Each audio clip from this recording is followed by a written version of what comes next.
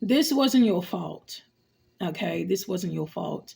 For someone here, you have a mental diagnosis. Okay, but as a child, you were around a lot of chaos. You were around a lot of screaming. Okay, you were around a lot of issues and problems in the household and fighting. Okay, and what this did was this developed uh, a mental diagnosis, a mental something was going on in your life. Okay, um, so as you grew up, you started to go through mental abuse. You understand this, what you went through as a child, as a teen, carried into your adult years. Okay, you started to go through mental abuse from people.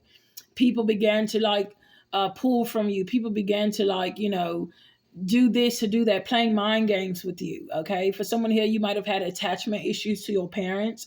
When your parents left, you might have been really anxiety. Okay, and they came back, you probably were angry, and you felt like they kept going back and forth with you. One minute they were there, you felt like they were leaving, and there. So it was a way. This was how you were as a child. Okay, let's say they had to go somewhere and they came back. So what happened is, for someone here, you started to get into these type of relationships of mental abuse. Okay, you started to and for someone here, you didn't do anything wrong. Okay, this person, let's say you're acting a certain way toward a person is because of how they're treating you. But for someone, you are attracting yourself to men or women that purposely pull their love away from you, purposely don't want to they want to say they love you, and then they act like they don't, and then they go with this woman or man, or they go with this person. And so this is mental abuse, you understand?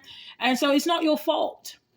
It's not your fault. This is comes from a trauma that you had growing up, and this really pulled out into your and got into basically came out through your relationships that you got into.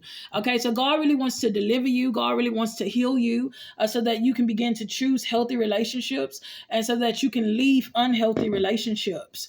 Okay, for someone, you have a problem with leaving unhealthy relationships. The person doesn't change; they stay the same.